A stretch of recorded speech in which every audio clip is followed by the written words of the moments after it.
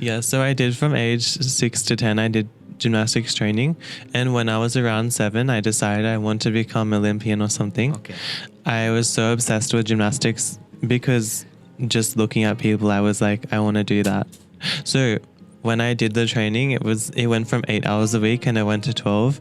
Ended up being 16 hours a week and also doing school.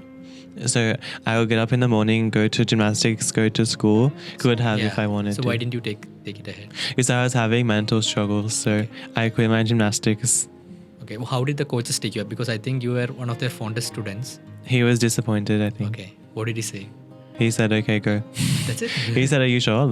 And I said, yeah. And he said, okay, go. Okay. Yeah. So... But I was very serious about my practice, so I never continued Shambhavi because I never enjoyed it. I was always planning ahead, like I'm going to do 6 months, I'm going to do 3 years and then get enlightened or something rubbish like this. So I was the same as I did Hatha Yoga. I did it very hard, serious, and planning for a long time. So it was very, it was not enjoyable. I did not enjoy it at all. So can I, can we go a bit more into specific? Let's say a foreigner is watching this, someone like you. Mm-hmm. What would your advice be to that Tully who is coming? What should they carry? Let's go into on specific. The first time? Yeah, first time, or let's say for long term. Let's say that person is staying for 1 or 2 months. Mm-hmm. You know, you would be able to give more specific answer, like what to carry, what to know about the climate, the food, what are the medicines, something very practical. Let's not go into subtle things. Let's go into very specifics that can help someone who is coming. Namaskaram everyone and welcome back to another English episode.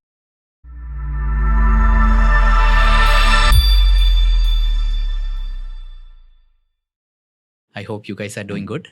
Today we have a very special guest. We have Tully from Australia, who is a very young seeker. He's just 17 years old. Today we'll be talking about his life in Australia, why he chose this path, why he came to Isha, what are his hopes, what are his dreams.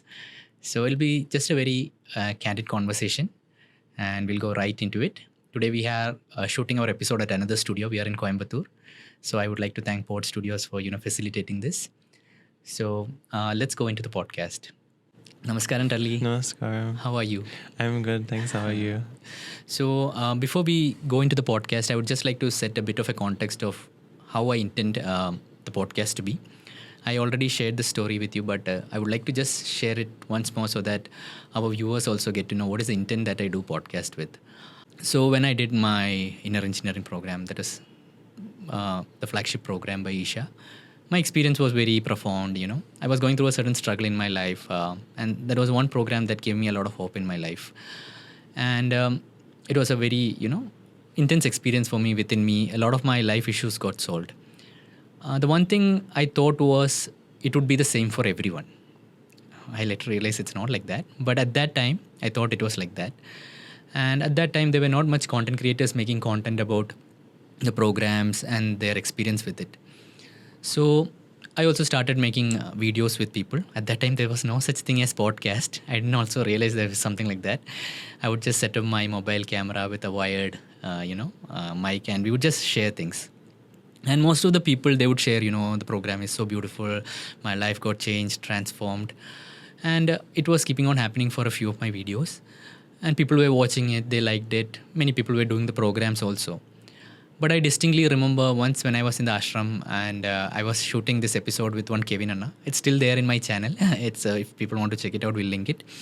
So in the video, he's telling I'm doing Angamardana. I did inner engineering. The ashram is so beautiful. I love it. And he seemed very happy. But when I ended the video, he's like, I feel like running away from the yoga center. And this practice are not, I just feel like running away. So that's when I realized, there is something much more deeper to the practices. There is much more something deeper to what people are going through. So from then on, whenever I shoot a podcast, I tell the guest, this is not about pushing Sadhguru or Isha Foundation. I just want your journey as raw and honest as it is. Whatever you've gone through in life, even if you don't do the practices, that is fine. Even if you hate Sadhguru, that is fine. But I just want you to be you. Because it's a conscious effort for me to keep away from the marketing. Definitely marketing is good and it's nice. I did the program maybe because of a certain marketing by the foundation. But I personally tend to keep it away from that. So if you could, with your permission, if you could be like that, if you could just take a conscious effort. I know it's within us, we want to, the program is this, that, but if you could consciously try to, just be as raw and honest as you can, that would be very nice. Okay. Is that okay? Yeah, no problem. Cool. Let's, you're 17 years old. If I say childhood, I don't know how. You are still, insulting. So we'll just start from, I want to know more about, I've never been to Australia. We would like to know how it was growing up there from your child. I'm sure you've gone through a certain struggles which you shared with me in the car. So if you could just, and when on the way you were talking to your mom, she wanted you to share something also, right? Yeah. Yeah, I think, I don't know. Something. Yeah, something. So wherever you would love to start, okay. We can go with that. Okay, well, I can start from the beginning. Like, when I was much younger, I used to have lots of, psychological issues. I don't know I've never heard other people talk about their childhood. But when I was younger, I had, nightmares that were very long, and I didn't know the difference between reality and my dreams that were happening. So I had lots of psychological imbalances from young age. Could you just describe because nightmare can mean many things. Could you just if you remember, I know we do not remember dreams much, but could you share one nightmare that you used to have? They were all just, I would have I was in my room and I couldn't move, sleep paralysis kind of thing. Or I was walking somewhere and I couldn't stop myself. Or something was happening, my parents were getting something happens to them that's unimaginable or something. Any kind of thing that would be uncomfortable as a young person, that would happen in my nightmares. So, or I would get rejected from my family and something strange and random would happen. Yeah, always. And I didn't know the difference between the reality and what was happening in my head. So it was very difficult for me. And, it was so real for me. It was so real. Even one time in my dream, it was a computer program or something I saw in my dream, and that was all that was there for me. It was so strange.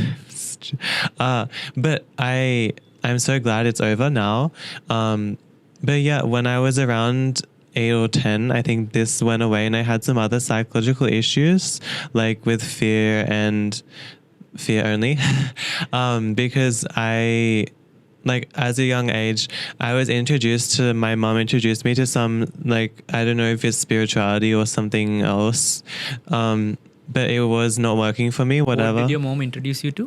It's some kind of spirituality. They said, you have to pray this and then this will happen to you. You belong to the Christian faith? No. Okay. It was meant to be spiritual. You have to think this in your head. Okay. And then your problem will get solved. Okay. It was all imaginary things. Could you tell us a little bit more about that? What was the process? They used tarot cards. Tarot cards, okay. Yeah, they were it was all using imagination, everything. They said you have to make a golden bubble around yourself to protect yourself. And I used to do all these things and it didn't really work, and it got me further entangled into my own head. So this continued until I was around 12, when I kind of forgot about this, and I was like, this is stupid. Why have I been believing this the whole time? And I confronted them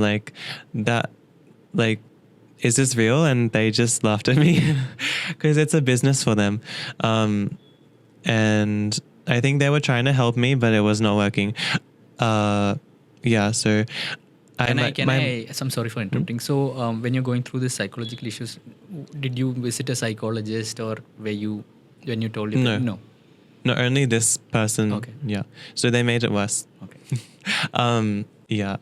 And then when I was around 13 or 14, I came across Sadhguru, and because I came out across him after realizing this is not spirituality, and then after coming across him, then my fears and everything started to go away. I was still having anxiety at school and still having social anxiety, and I was still having family problems with my family being restrictive, and I felt like I was trapped in my home and all these things, but it was not the same level of entanglement that I was in before, fortunately. So I'm glad that phase of my life is over, because I realized what's in my head and what's real are different things.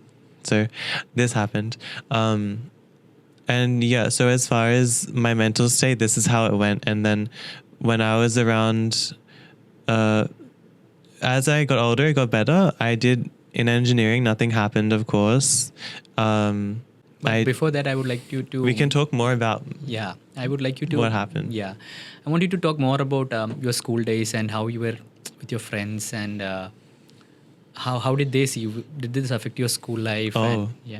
Yeah, so when I was in primary school, I was not self-aware at all. So I would just walk around school and just watch people and look at things, because I was just like wondering what the hell is everyone doing. So I would just eat my lunch and then walk around during the breaks and be like, what is happening? And then when I was in the 4th grade, I think I became more social because of some certain friends who came into my life. And then when I was in 5th and 6th grade, I was very social and outgoing kind of person. I think people saw me as weird to start with, and they told me that you used to be very weird because you didn't say anything. And I wasn't as involved as other people, but in like social things. But yeah, I was definitely like in primary school, I did enjoy to some extent, especially in the later years when I was more social and active in sports and things. But yeah, I don't know. I didn't think of anyone's opinion. I never cared about... But when, our friends mean a lot to us when we are young, right? People never really judged me that much when I was younger. Like, people never said... Like, they said things that were honest and true for them, but it never really affected me. Okay. And I was... Even if people were bullying me, I wasn't aware until someone told me you're being bullied. Like, that's how oblivious I was to so many things. Why do you think you were oblivious to all those things? Like, I was stuck in my own head. Okay. With my own ambitions and things. I wanted to become a circus performer. Okay. I really was not so much into the whole social thing. Like, I was a bit dumb, to be honest. No, it's very hard to be honest, and thank you for being honest. No, it was not hard. Yeah. Don't worry. No, usually I find, for us, for when we are from the Indian background, whenever we say something, we think, what will friends think? What will our parents think? There is a big element for us. Sometimes things that you easily... I have noticed this when foreigners, people from outside countries, they're easily able to share their emotions. But for someone like me, it's very hard to talk about my struggles and things like that. But I notice when you are much more open on a camera, when you're much more vulnerable, people are able to relate with you. Because everyone out there is trying to portray a very perfect image, I'm a successful person, I have the best car, I have the best girlfriend. But they are going through their own struggles. But I don't know, is it because of social media or is it because of our own thing that we have developed? We tend to be like that. So this conversation is also a part of being like that. We might not have a perfect conversation. And I also don't want you to be consciously trying to make a perfect conversation. I just want you to, do that. Okay. So from there, you told about circus performer. I'm thinking you are a gymnast also now, right? So how did that happen? And let's... Okay, so when I was around 5 or 6, I started gymnastics, like intensely training when I was 6. And when Tell us more about the training. I know you want to go fast to Sadhguru, but I want you to... We'll reach there very slowly. I want you to focus more on these things. Yeah, so I did from age 6 to 10, I did gymnastics training. And when I was around 7, I decided I want to become Olympian or something. Okay. I was so obsessed with gymnastics because just looking at people, I was like, I want to do that. So when I did the training, it went from 8 hours a week and I went to 12. Ended up being 16 hours a week and also doing school. So I would get up in the morning, go to gymnastics, go to school, come home, and then go gymnastics again for 4 more hours. So some days there'll be 6 hours of training and school, and some days, most days was 4 hours of training. And on the weekends we would also train. I don't know how long this was. So yeah, I was very dedicated to gymnastics at home. Also, I would stretch and everything. I was one of the students where I would just follow people's instructions. I was very strange, as I told you. Like, I did not socialize much. Like, I didn't know when people were making fun of me. I just, like, I got Gymnast of the Year award when I was 10. Okay. Even against 16-year-olds and older people, because I would simply follow the coach's instructions and they liked me for that reason. So I was 100%, whatever they would say, I would do it, even if I'm dying physically, because I was just like that. I don't know why. Because I didn't talk to anyone else, so I never had the idea, like, if a coach says something, I would just do. So, yeah, I was very dedicated towards it, and I really enjoyed progressing on gymnastics. Like, it made me a lot stronger physically, and they tortured us completely. Like, they would make us very strong, and it like very flexible. Okay. So yeah, stretching is torture also. They would do it to us. So I would like to ask one thing, being a gymnast or being into circus is not a career option that we feel according to an Indian background. So I want you to tell, like, when you first told your parents about you want to being a gymnast, what was their reaction? Or is it totally different from here? How does that work? They were just supportive. My mom said, yeah. Okay. So she was supportive as long as it was good for me and I was doing fine and I enjoyed, she was fine with it. She only asked me to leave. She said, do you want to do this? When I was struggling. That's when struggling with the whole schedule and everything. Okay. And also, like I said, I got introduced to some fake spirituality, which is, I wouldn't call it spirituality. I would say some scam. Okay. So also that I was struggling with my own mental issues when I was that age. So that on top of the intense schedule, I couldn't cope very easily. So that's when I dropped it. Yeah. So then did you join any circus and did you go? So after my gymnastics when I was 10, then I started training more in circus. When I was 8, I took my first flying trapeze class, Okay. which is circus. And then after this, I started to do more and more training in circus.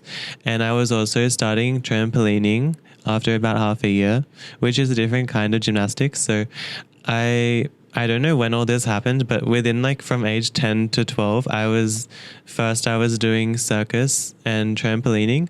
Then I dropped the trampolining and I only did circus. And what is the difference between circus and trampolining? So trampolining is a sport where there's big trampolines, people jump and do flips. And, right. Yeah. That's in Olympics, like trampoline. Yes. Okay. Yes. And circus, if you've seen a circus where people hang from the ceiling and they spin around really fast. If you've seen Cirque du Soleil, anyone? Yeah, we have seen circus, yeah. Yeah, so that's what I do. That's what I was training in very intensely. Like I had the same focus, like I want to be in this big circus or something like that. And yeah, I was training very hard, I guess. So were you still having nightmares then when you were going for this training, or had they stopped? When I was 12 years old, like when I was in 6th standard Indian times, okay. I was still having fears and stuff very much, like, because I was still pretty stupid. So I still believed stuff that wasn't real. And I was pretty delusional in correct terms. But yeah, I was... Like I wore all black. I think Sadhguru said you should not wear all black. I always wore black only. So I had still fears and everything. I had trouble going to sleep at night. Mainly at nighttime I had these issues. And I think I had some porn addiction or something. I felt so guilty, like, oh my gosh, I'm watching porn. Like this is so bad. But I didn't realize it was just like, you can do what you want in your life. Like who cares? Like I was also having this struggle because I thought it was bad. I had like some Western idea that porn is bad or something. So yeah, I was still having some struggles, but Can we come back to the porn addiction? Because, this is something that is not talked about much. Like as a young kid, when I had got introduced to porn when I think I was in school at that time. Okay. But then I think it took me even I also have faced it. There was this community called NoFap, and I still remember this. I had put a video of how I came out of it, but it was I had to take down that video because in our culture, now it is very open. You see a lot of content creators talk about NoFap, porn addiction, and it's much more talked about. But when I put it out, it was literally seen as I said something too much taboo. And at the same time, as men, I think a lot of us struggle with porn addiction. So could we talk a little bit more about that? How you overcame that, or how what is as a what should someone have told you? No one told us how to what is porn, and this is not how real humans are. My mom said, actually. Okay. So yeah, I always had this guilt that I was accepting, like, my mom said sex is such a special thing. Porn is like not real. It's not how it should be. And my mom is also slightly like, I think she has slightly wrong idea because she thinks that there's something wrong with this, like, kind of thing. I don't really care. But yeah, like I had like these ideas, the Western ideas, you should hide all these things. Like, this is bad, this is not good, this is like, this is right, this is wrong. So it's same was this issue, and I was having guilt. And then, yeah, I think that's the only thing. It was just this idea that there's something wrong with it. That I shouldn't be doing, I shouldn't be watching. Because from parents, if I saw anything that had slight nudity, even if it was... Okay. It was the other extreme end. Yeah. Okay. Like, even I wouldn't know if it's inappropriate because I was an innocent child. Okay. But they would get really angry at me. So I had this idea there was something wrong with it. Right. So more of a guilt that... Right. Yeah. Okay. But when I don't know what age, I just did not care at all. I think... Some age, I think when I went into high school, I realized everyone is watching these things and we don't really care. Okay. And then when I came across Sadhguru, he started talking very sensibly and saying everything. It kind of straightened up my head. I was like, okay, yeah, this is what I'm also thinking. And I dropped my concern. I don't know when. Could you tell the difference? What in your interpretation, what did Sadhguru say about it? I don't know. He was only saying it as an issue. 70% of the internet is pornography. Right. So, and he wasn't saying it as a moral issue. Yeah. He was saying it as like that. He was saying the individual human being could be impacted by this. He wasn't saying like it's a bad thing, you shouldn't do this. He was saying how the individual can be affected, and he was saying how your uncles, your dad, your brothers, your everyone, how they are only looking at women in this way. But yeah, like that's the only thing he was saying as an individual, how it can affect you. So I was like, okay, yeah, this is only me who is the problem. Like, I'm only causing something for myself. Like, it's up to me how I manage this. And like after I came out of like the my mom's ideologies from those people who were scamming her and like giving me bad solutions that didn't work, like when I was saying when I was younger, then I started to think for myself, to be honest, and I didn't really I just kind of did what I wanted. I never felt any guilt or anything in whatever I did. I just did whatever I felt like. So yeah. Thank you for sharing that. And so could we now talk about, like, you said you first saw Sadhguru's video. So what was that video, and like how Wait, did you come we haven't finished. Okay. Where did we end up? Okay. When I was like in gymnastics or something. Yeah. Okay, let's go with that. We should finish this. Yeah, we'll finish that. Otherwise later.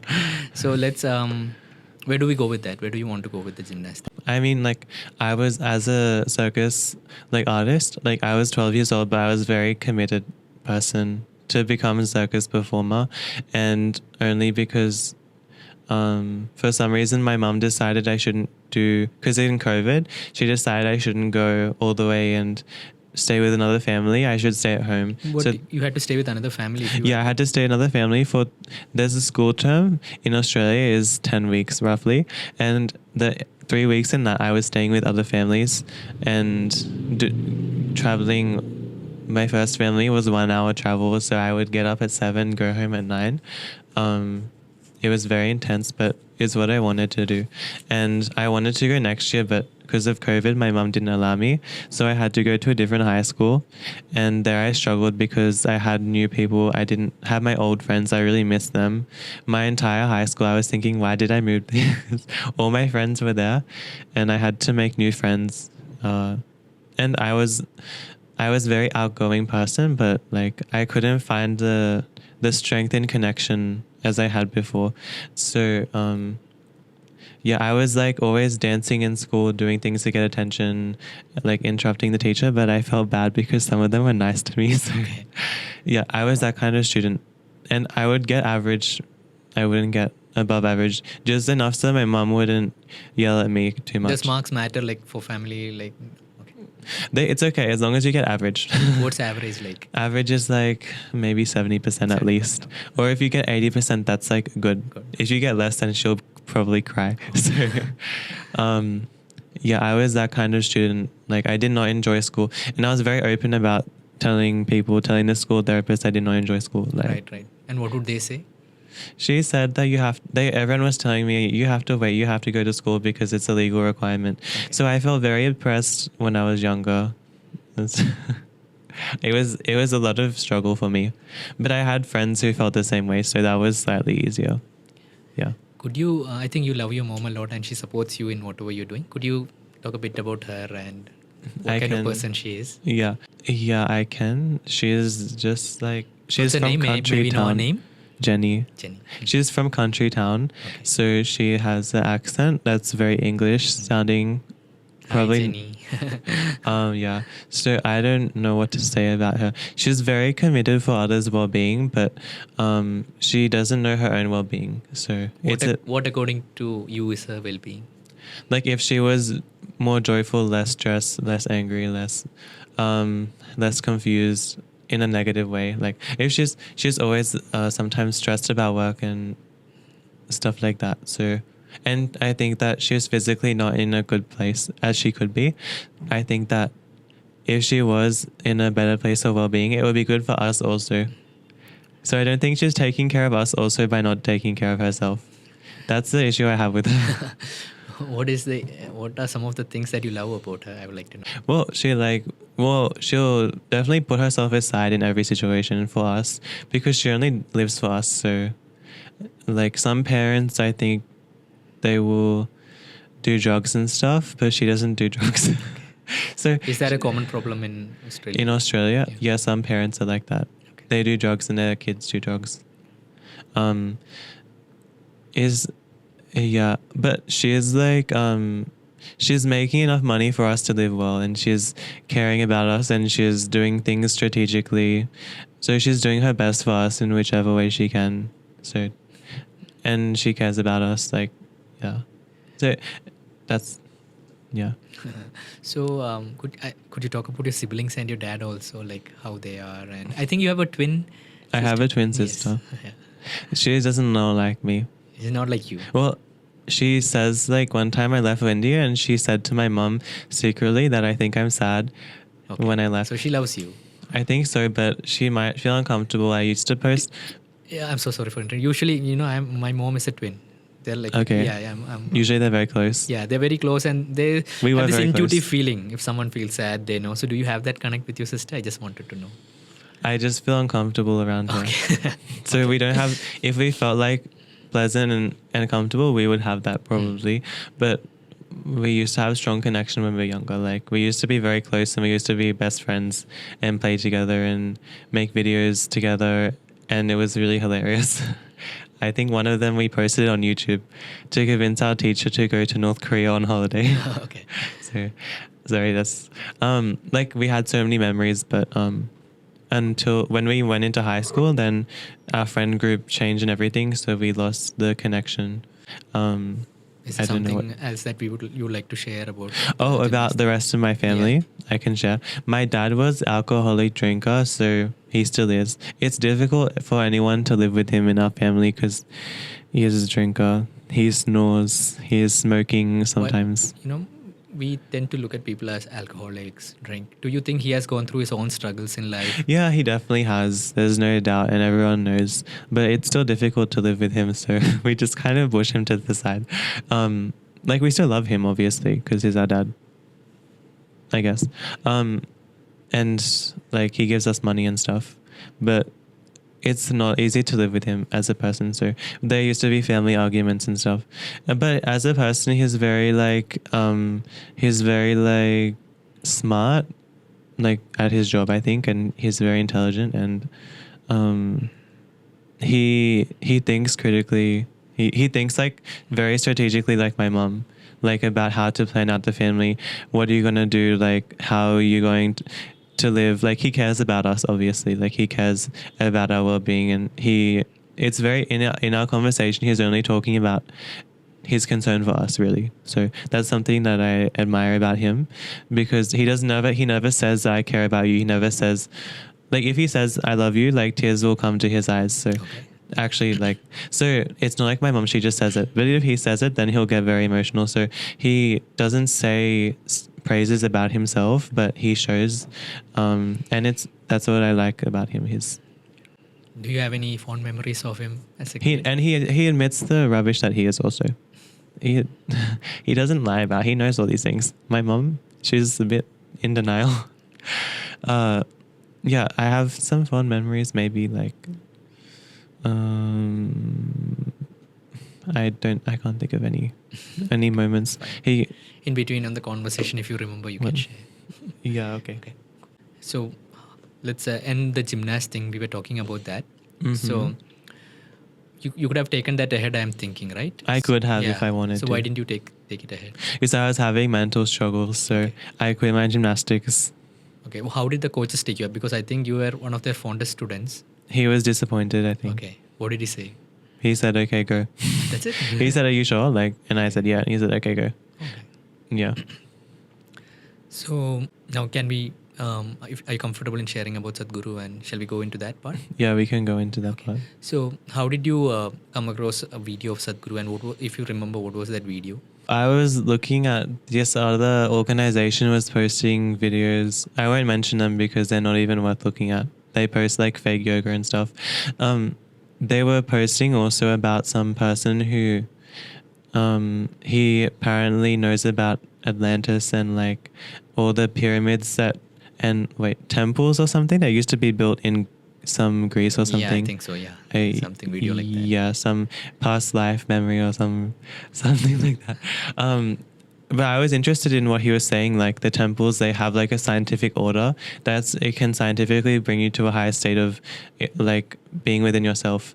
And I was like having my own problems, so I definitely was looking for a solution in my life. I was watching that and Sadhguru popped up in my YouTube recommended, so I just clicked on the video because it seemed interesting. I don't know what it was, and then I just did the normal Isha thing and watched all of his videos and didn't do the program. And then I was only 14, you can't blame me. I wasn't able to do an engineering, so I did the Hatha Yoga programs and didn't continue the practice. Because which one did you do the Hatha Yoga program? I did Angamadana, Surya Kriya, Yoga Asanas. You also talked to Rami that one time. Rami Zach. Rami, yeah. So Rami, he only taught me Buddha Shuddhi, but Will was working with him at the time. So Will taught me Angamadana. He taught me Yoga Asanas also, I think. One of them taught me Surya Kriya. I don't know which one. I want you to go a little bit deeper. I'll set the context also. See, most of us, when we learn yoga, we are like 27. I'm now 34. I learned it when I was 28. Mm-hmm. So for me, yoga asanas was such a hard practice, getting into the asanas and all. And it's not about the asanas, I later realized. It's about what our body does, and we slowly go into it.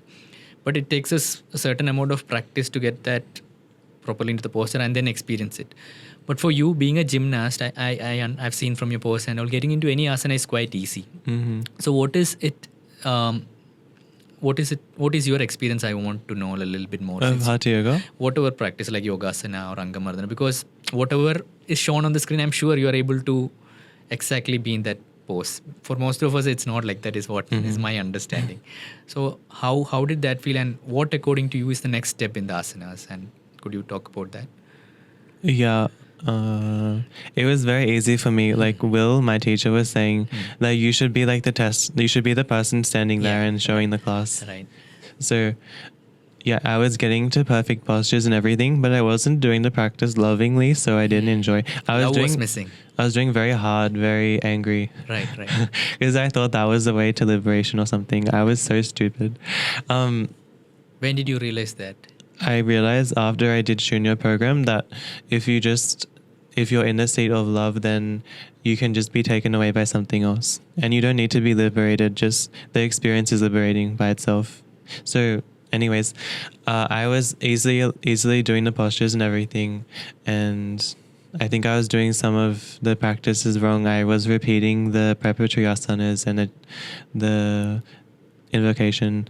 So for those who know, and so Shanti also repeating between practices. I was not aware of the order of things. And when I was after the Shunya, then I started practicing. I found that with even not training circus or gymnastics, still my flexibility and strength and ability to do circus was increasing. With the yoga practices? Only, yeah. Okay. So it kept me strong and flexible in a way that no other possible way I could think of I could do. And it was bending me in whichever direction possible, the yoga practices. So I think now where I am, like, my experience of the practices is like such a nice experience. Like, I don't know, you just have to do it. Like,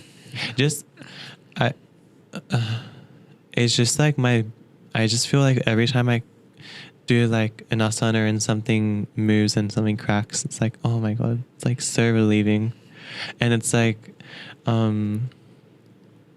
it's so relaxing doing the asanas. I feel so at ease. Like I'm like extremely flexible now also. If you've seen my reels, I'm very flexible. So yeah, like my body is like different now than it was 1 year ago or 1.5 years. I don't know when I started the everyday practice, but like it was painful to start with. It's still painful, but I'm enjoying the pain. Like it's really nice. And like just walking around feels like nothing. Like my daily activity just feels like nothing. It's like I can just sit and do my kriyas and everything. I can do whatever activity and I'm fine. So I don't know what to say. So from there, from Hatha Yoga with Ramyana, you went to the inner range. When did you decide to do inner range? When you turned 15 and... Yeah. Nothing happens. Very boring. Could you tell a little bit, what were you expecting and what happened and why you found it boring? What did you go into the program? This humiliating part of my sharing. I was like, if you're angry, then you will get liberated. Like if you have the intensity, then you... So you can be also very happy and intense. Like it's also possible. So it's a much more intelligent way to do. But I was very serious about my practice, so I never continued Shambhavi because I never enjoyed it. I was always planning ahead, like I'm going to do 6 months, I'm going to do 3 years and then get enlightened or something rubbish like this. So I was the same as I did Hatha Yoga. I did it very hard, serious, and planning for a long time. So it was very, it was not enjoyable. I did not enjoy it at all. The engineering program, I think I was playing some computer game when I had it in the background. Oh, did you do it online? Yeah. Okay. Yeah, it's very embarrassing actually, but everyone makes some mistakes. I hope you don't make mistakes. No, it's very important that I want you to share your honest experience because, see, in social media, there is this thing, a lot of people post about how regular they are with the practices. They're doing... Even in sitting in Hatha Yoga classes, I struggled just to sit there because I was still having my own imagination happening. After Hatha Yoga now, there's clearly imagination, reality. You're able to distinguish between... Yeah, and I'm not like constantly in my head. I can think something if I want to. I'm not just a mess. I can think something, I can think this, that. Like, it's not like a big mess like it was. When I was sitting in the class, I was struggling with all kinds of imagination. It's terrible. Like, the way I am now is completely different. Yeah. Yeah, like I was saying, in social media, everyone portrays a certain image of being perfect. And that has come to this our sadhana part also, there's this perfect yogi, there's a perfect, who does Shambhavi, Shakti Chalana, Angamardana, all this for hours of practice. And there might be people like that. It's all beautiful for them that they're doing it. But what I've noticed is just to post a particular social media post, people do this. And in that way, someone might be, doing their practice out of love. Maybe they're just doing Shambhavi. They're just done the inner engine program. They have not done any of the advanced programs. But they're doing it with a lot of love. But when they're seeing this content, they feel, oh, I'm not a yogi enough, This means I'm not devoted. This means this sadhana is not enough. But it is very important that, people understand it's not about how much practices or Sadhguru always says this is not what you do or how much you do. It's, how you are doing it. It's like how you do each of the things. Like you just said, you have to do it with a lot of love, with a lot of devotion. So if you're doing it as an offering to the world. Yeah. So then it becomes very beautiful. So I want you to tell me, like, how did that, you said it is during Shunya that transformation happened. So could you share, like, from doing it angrily, doing it like that, your decision to come here? And then quitting for a long time. Yeah, please, quitting for a long time. I can share. Yeah. So I quit for a long time. I started working. So let me tell you. You quit all the practices. Yeah, I'll just tell you quickly. Yeah. So take your time until we have the time. When I was 14 or 15, okay. when I was 15, I left my new high school where I was having problems being a problem. I went to different high school somewhere. I think then I quit my hatha yoga practices because it wasn't working. I was doing it wrong. And I had the hope one day I'll continue, obviously, but I then started... One day randomly you thought I'll continue. Let me get to this. Okay. Sorry. It's okay. So I went to this alternative school where I was doing 12 hours of school. Rest of the time I was working. So I was basically a full-time employee in fast food. And fast food? Yeah, just trying to get money. So what was the restaurant's name? KFC. You should tell KFC. KFC. I was working nice. there. So I was working there, front counter, like basically full-time. And my whole life was around that so I can have money to come here. Was so stupid. But I could buy things from Isha Life and I could do more things. So I was saving until I was 16. Then I went to Isha Yoga Center with my dad, and this is after about 1 year of work. In Coimbatore. Yeah, I went. Came with your dad. Yeah, okay. So in 2023. Then in October, I went with my dad and I felt inspired seeing the place, and I was happy he could sit in Dhyanalinga for at least a few moments, and that will assure his liberation, as Sadhguru said. I don't know. And I relearned Surya Kriya and I did Shambhavi correction. So I started doing Surya Kriya and Shambhavi, and I realized on the first few days my irritation went down so much, and I was like, okay, I'm going to continue. It's so easy. Only Shambhavi, one cycle, Surya Kriya, and some Buddha Shuddhi, so easy. And then I was still thinking I learned all these practices before, but what to do? And I'm not going to do them. And I went back home. I started working some more for a few more weeks, and I got to a point where I was working crazy long hours, and I was getting angry at customers and delivery drivers because they were getting on my nerves. Oh my God. How does that work over there when you get angry on customers? That's not on customers, but sometimes they if you're tired, you might get the order wrong because they also don't know the menu. So if you have to interpret them so much, you have to try and understand what they're saying. So if you're not really alert, then you can get the order wrong. So I was not on them, but I was frustrated within myself, these freaking customers, oh my God. And people in Australia, they're very if you don't smile at them, they'll be rude to you. If you don't smile at them, they'll be rude to you. Yeah, so they're very if you don't smile, if you don't say hi, how are you, if you don't say thank you, then they'll be very rude. So there's a lot of expectation for us. So of course everyone is rude to me because I'm not smiling at them because I'm tired. And delivery drivers, if something happened, it would bother me for the next week. So I went a little bit insane one night, and I decided that I have to do something. So I registered for Shunya volunteering in Melbourne. Shunya volunteering? In Melbourne. So you have already done the Shunya program or no? But you could volunteer like that? Yeah, okay. So I decided I saw some painting of an artist who was drawing cats for so long, and he also went insane from drawing cats. Okay. And I saw this painting and I was freaked out. I was like, oh my God, this is where I'm heading. Okay. It bothered me so deeply. I just went for the volunteering, and somehow I got myself into someone's house, some volunteer, and they took me there. And I put my hand up to also take the program, even though I had been involved in the setup and I really wanted to make it happen.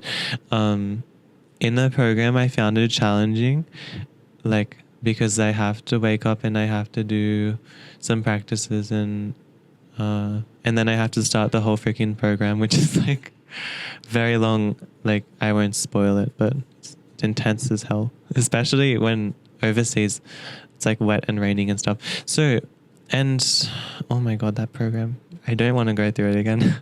But in the Shunya initiation, I can't talk about specifics obviously, but the setup itself, I think, was very different than overseas. They used flowers and decoration for initiation.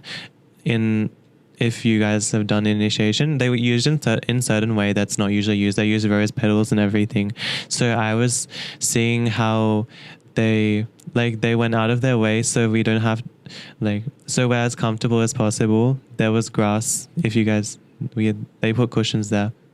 So I'm not going to go into details, but I felt very during the process, the whole entire process structured, I went through 100%. I was not very social. I just went through the process with all of my heart, because I was a bit emotional and struggling. So I was kind of sad, and I just went through 100%, and not 100%, such a stupid word. I just went through it. Okay. So yeah, I just, felt like I experienced something which is beyond me, beyond my normal experience, and I was crying. It was very subtle dimension of experience that happened to me.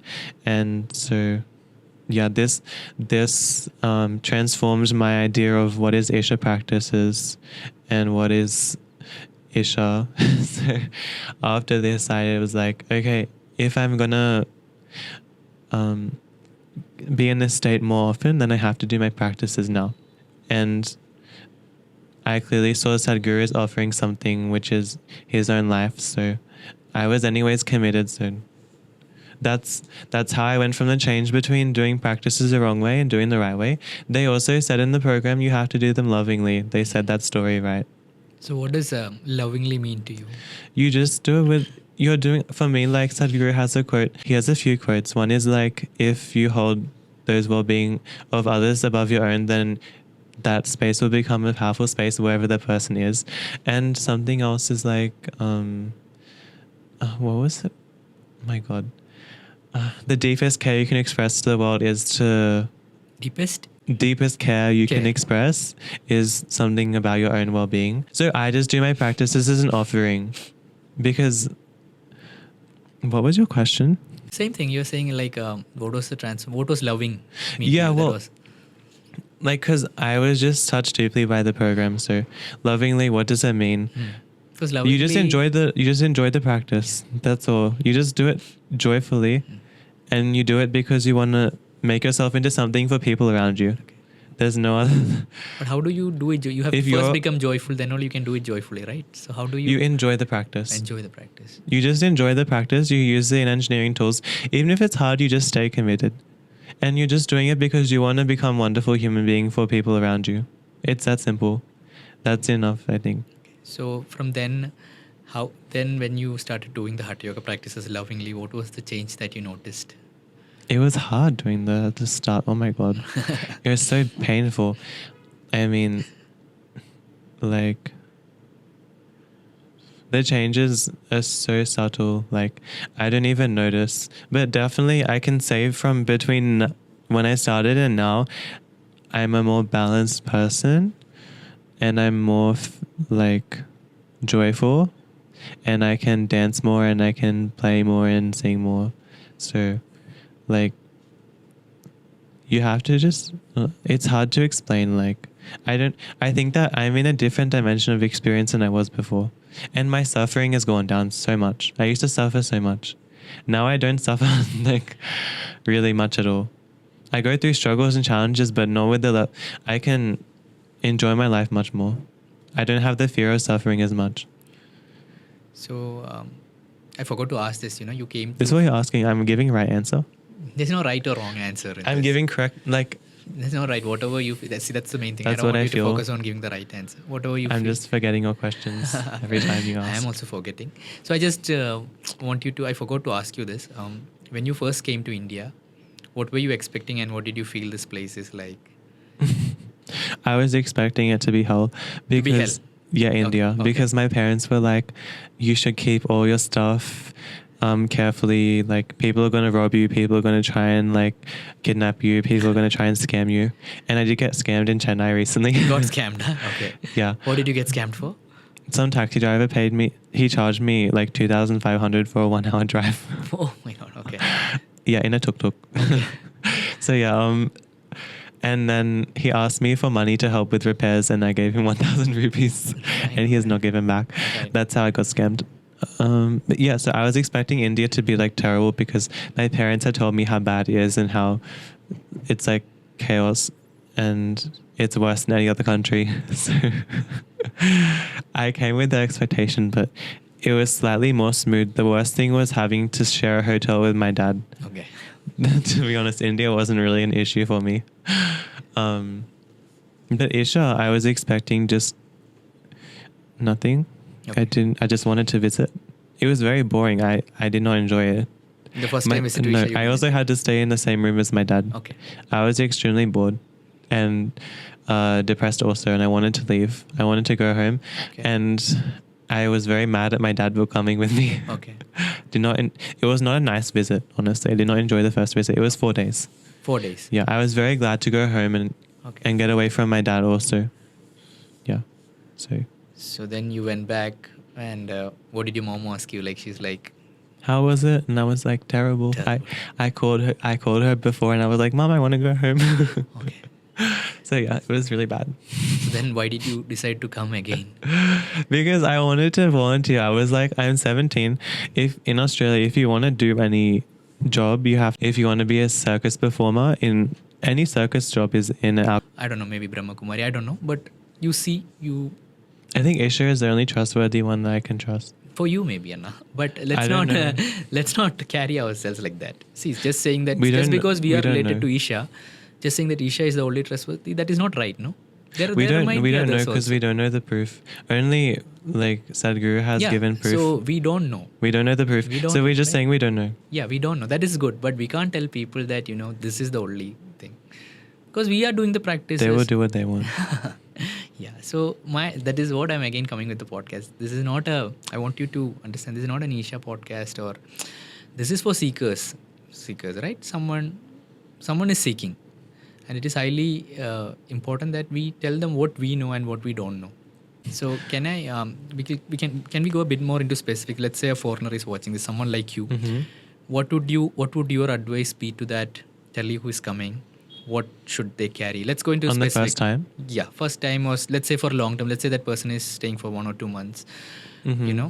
You would be able to give more specific answer, like what to carry, what to know about the climate, the food, Mm-hmm. what are the medicines, something very practical. Let's not go into subtle things. Let's go into very specifics that can help someone who is coming. Yeah, well, if you're planning to go for a longer time, then think again, because I was thinking of leaving when I was there. And second of all, you should make sure you have comfortable clothes. Just anything that you like that's fashionable. Oh my God. Don't worry about comfort. Just it's fashionable, then wear it. Because in Ashram, I felt like I was not wearing interesting enough clothes. Wear whatever you like. But it's very hot climate, so don't bring just only bring one jumper, it's fine. That's enough. And washing powder you should bring, because in India you don't know what you're gonna find. So bring your washing. I have these Our washing powders are not good. Depends. Okay, which company is good? I want to know. The one with the blue powder is terrible. It's terrible. Yeah. Achha, okay. This Which other is- one, I don't know. It's like double power or something. Okay, that's good. It's a good one. Yeah. So in Australian powder, what do you find better? There's these washing capsules that are eco-friendly, Okay. and they're really nice. Okay. They're not too harsh, and they don't leave too much smell on your clothes. Okay. So they're for Different traveling. capsules. They're traveling capsules, and they're made of some liquid. Okay. I have those, and What else? You should bring blankets and a pillow, definitely. Medicines. Medicine you can bring. You should bring. What Just in kind? case. You just bring all the general traveling medicine. Use your head. Oh my god. Just- No, this podcast is so that people see. We might think it's very easy. okay, fine. Bring paracetamol. Bring diarrhea medication. Bring flu medication. Any sickness you can catch, bring the medication because, like you might not get access as easily. Like See, why I'm saying this is some people think, I'm doing yoga, so I'll stop all my medicines. no, you should bring everything. Everything. Bring everything. The important thing is make yourself as comfortable as you possibly can because you'll be living, like say this room has 4 beds in it. It's a small room. It has 4 beds and everyone's sleeping on foam mattress. So bring everything to make yourself as comfortable as you can. Bring all of the like medicines and clothes and like washing hygiene, everything you can think of. Bring sweets if you want. I brought so much chocolate when I came. Everything to make yourself comfortable because in ashram it's very uncomfortable first time. So just bring everything you can possibly need. What about food? Especially, I think if I can leave my number on this video and people can message me on WhatsApp. Okay, cool. We'll So- leave that. Yeah, here then in this scene we'll leave my number. So you just WhatsApp me a message because I've also told my friends what they should bring and they were comfortable in ashram. So Okay. I know what's needed. So yeah. So can we? What about food? Is something that is very different, right? What kind of food you used to eat there and the food here? So could you talk a bit more about like food and what should people think? Will it be spicy for them? What should they consider? There's a spicy section and a non-spicy section. So downstairs is spicy, upstairs is non-spicy. The food is more rice and things. Okay. It's not the same as Australian food. So the first time you might feel it's a bit difficult. You might be complaining, but my second time I went home and came back and realized that it's better food than I can make at home. So they have raw food like groundnuts and salad, and then they have some cooked vegetables, and then they have some grains, and then they have some sambar or gravy or something. That's what you will expect, and sometimes it's spicy, sometimes it's not. So it's just like yeah, it's good food. Like there's no issue for me. Okay. I don't think. So let's. We had written some questions yesterday. Let's just see. Yeah. Okay. So I think is there something that we missed asking in the ashram? Anything else that you would like to share or? My second time. Yeah, second time. So sorry, second time. It's Like, okay. is there something we missed? Something? Yeah, What is that? you missed a lot. Also, you missed Sorry. my Soaking Ecstasy of Enlightenment experience. Yes, please share that. Yeah. You went for Soaking Ecstasy? Yeah, I was Okay. volunteer in Sydney. Okay. Yeah, so I volunteered for this program, and I don't want to talk about how bad it was because I It had was bad. Yeah, Okay, volunteering. Okay. Because I had to put posters up on the street and ask strangers. What? Can Could you repeat that? I didn't get I it. had to ask strangers, can I put this poster on your shop? Okay, poster. Some of them thought I'm a religious person. Some of them thought I'm a business. And some people thought I'm getting paid for this and I don't actually care. Okay. So it was a very impactful thing. Like people have told me they saw these posters. Yeah, I did that for 2.5 months. I also did calling campaign, calling people who do not want to receive calls and asking them, do you want to join the program? Okay. And then I also did social media like stuff. And then I did the program and it was like very ecstatic, like just a simple meditation. After the 3 days of volunteering straight where we were fed very dry, boring food and yeah, I don't want to talk about it. But let's talk about the positive. So Now talk about what was the food. Tell me, I'm more interested. What happened? You're really interested. Yeah. It was like salad and like these like European white people were asked to make Indians like vegetarian food only using vegetables and fruit they can use. Right. They gave us like salad and soup and nothing else. Like Okay. what? And they also gave us quinoa one time. Everyone quinoa. Quinoa. Okay, quinoa. Okay. It's a grain. It's not Yeah, a yeah. vegetable. So, yeah, they were giving us also frozen foods. Like they do not know how to make Indian food at all. They don't know what they're doing. So, it wasn't good. Yeah.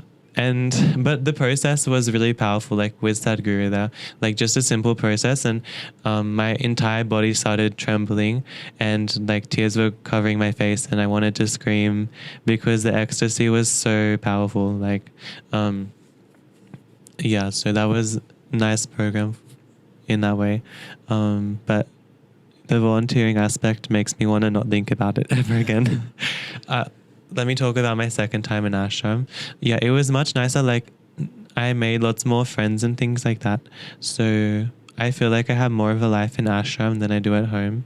Yeah, my second time, I made myself comfortable and I'm doing whatever I want to do, whatever I like to do in ashram, I just do it. I don't think about breaking my limitations. I just do whatever I want to do in ashram. And I'm really enjoying it. So there's so many interesting things happening.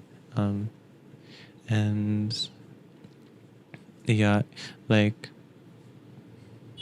I think having friends and talking to people who are in ashram is very supportive because, like, I really like them now.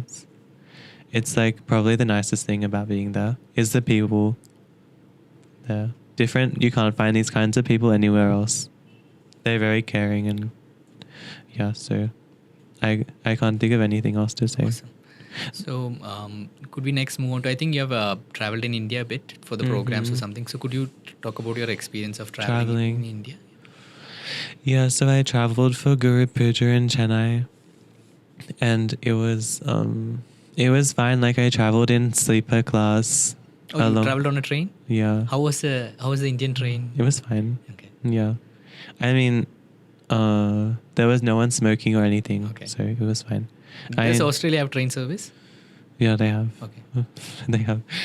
But not like this sleeper train. How is the train over there? I'm not. It's fine.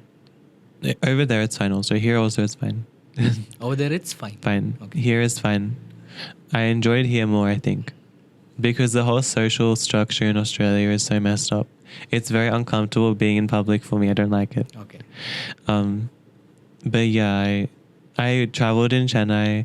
I went to my hotel and everything. I got scammed by a driver and then I did the program and I was really rude to all the volunteers.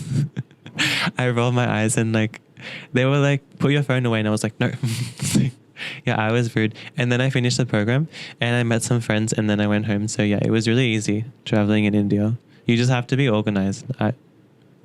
I was organized. So yeah, it was fine. Cool, Tully. So I think we are almost at the end of our podcast. Everyone wants to know why a 17-year-old wants to know about Sadhguru. Everyone? Could you He's asking why a 17-year-old wants to know. Why is that? But I think we covered it in the podcast, right? Really? Like you are... yeah. Because you're going through a certain nightmare and certain things that you're going through. I think... Did you... See, for me... I was looking for genuine spirituality. Okay.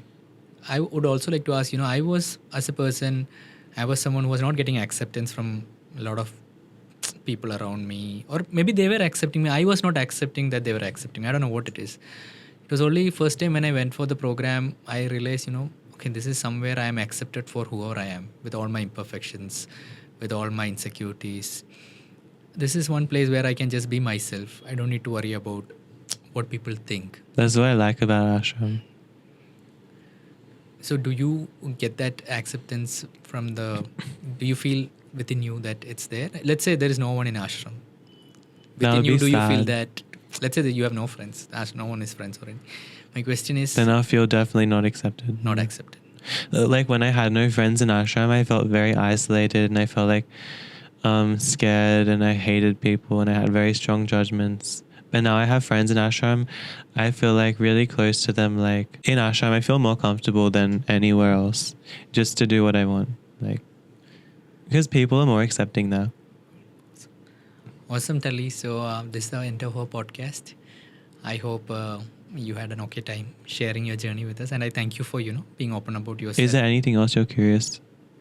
If there's something, this is the end of the podcast. So if you feel like you want to share something which you feel like, go for it. But yeah, this is as far as questions I have. Oh, okay. What should I show? if anyone else has questions, then you can message me on WhatsApp also. Right. We'll share your. Social could you just medias. mention your social media Instagram handle? Yeah, so it's like I'll just put it on the video because my accent is such people won't understand. But maybe Australian friends will understand. Okay, Tully_A_angel. Okay. That's my Instagram. So yeah, like if anyone is curious about Ashram or about me, then you can message me there also. I'm also learning Bharatanatyam and Carnatic singing. So when I go back to Australia, I'm going to do full time. I'm going to work for some time. Then I'm going to do training in Bharatanatyam. I'm learning from the Samskriti alumni. Okay. And I'm also learning Carnatic singing from them. And I'm going to be training in circus. So that's what I'm excited about is I just remember now when you shared about that. Could you share your Anubhava experience. yes, Anubhav experience and it is with Samskriti students? What about my Guru Mahima experience? Hmm? Guru Mahima. Yeah, please, both of that.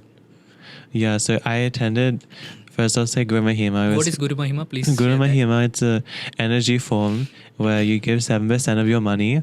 You take this energy form. 7% of your income you give to Sadhguru for the larger well-being. He doesn't need the money, but it's about you giving your 7%. And then you do this process with the energy form 10 minutes a day, and it brings grace into your life. When I found out 2 years ago I wanted to do it, and I did not get the chance to do it. So when I did the program in person, I was just attending like any normal program, and when Sadhguru came, I realized that we're in the presence of the master, like this opportunity to go into different state of experience. So like as the process started, like the Samskriti alumni, they were doing some chant or something, and I just started crying so much. Like, What is the Samskriti for people? Samskriti is a school with children who from age 8 to 18 or 6 to 18 usually, they go through yoga, dance, classical dance, music, or whatever subjects they choose. They also learn science, maths, English, Sanskrit language. And they're very intense, wonderful people. Like, they're really wonderful. Like the alumni, they have no resistance in them towards life or anything. They're just like so willing for everything, and they're so talented. Yeah, so they were also offering some chant during the session, and when we were getting initiated, just the process was, I was having a wonderful day, and then I didn't expect anything, and just the process, I was going into different like ecstatic states or something happened with me. I don't know what happened. I was just taken over by something that was bigger than me, probably. That's what happens in Isha programs. Like, sometimes you're taken over by something else. Like, it's no longer you're just you're something else is with you. Not Sadhguru, maybe, I don't know what kind of being. Yeah, so it was wonderful. And yeah, I'll talk about Anubhava. Yeah, like, also Guru Mahima, after the program, I felt like so much more free. Like, I just did other things. I attended the Devi procession. I don't usually do that. I think a lot of things changed after this program. Yeah, so during Anubhava was the Samskriti kids. I was saying how wonderful they are. So yeah, they conducted the program with just no resistance. And What is an Anubhava program? Anubhava is where you learn, it's a residential program where you can either learn Kalari or Bharatanatyam, and you can learn either singing or chanting. And So just 1 second. Kalari is a martial art form of India, right? Mhm. And Bharatanatyam is the dance form. dance form. Which state? Do you know which state Bharatanatyam is? Actually, Bharatanatyam. India. No, it's from a particular state. Actually, I don't know what state it's from. But yeah, in the Isha, they learn all these arts in their purest form. So, like, the Samskriti, that the dance they're teaching, it was so fun to do. I enjoyed it so much, and the singing, I just loved it. I didn't want the program to end. Like, the whole structure of the program was such I could do all of my yoga practices, and the way we're exposed to so much of the Sanskriti culture. I think I came out very differently. Like, usually in Isha programs, when I do something joyfully, then I get transformed the most. It's like a breeze. Then the most transformation happens. So that's what happened in Anubhava program. idea of what is Samskriti and what is Isha changed. So yeah, it was wonderful. Awesome.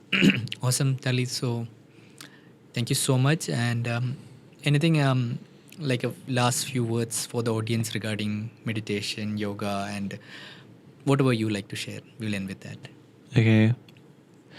Well, first of all, like, Hindu is not a religion. Isha is not Hindu also. Maybe if it is Hindu is anyway not a religion. Oh my God.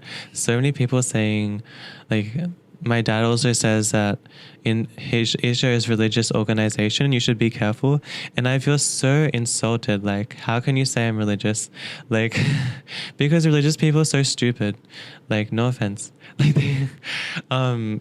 Like, they can't think for themselves. But Isha is about empowering yourself. So whatever you want to do in your life, that you can do it in the best possible way. And you can be most effective at what you're doing. It's like, that's how I came into Isha, because I wanted to sharpen myself. I wanted to become more competent in body and mind, and very like refined in my activity, so I can perform better in the world, because my focus has been so bad like my whole life. So I just wanted to work on myself, and Isha has been the only way I found to do that. That's been so effective. Like, there's been no other ways. So I think that if people want to enhance themselves and enhance their experience of life, or they just want to enjoy their life, then Isha is a solution for them. It's not a religion, it's not a cult, it's not something you believe in. You just do it. You use it like a tool. Yeah. Thank you so much. Thank you. Yeah. Okay. So I hope all of you enjoyed the podcast. I'll be dropping all of Tully's Instagram handles, Instagram and other social media handles in the description below. So I hope you take some time out to message him about how you felt the podcast is. And definitely, if you like this video, do share it with someone. Maybe it's a meditator or someone you feel can make use of the programs which might support them. And also do subscribe to the channel. And until next time, I'm signing out. Bye. Namaskaram. Staying young means being willing to learn, evolve, and be open to life.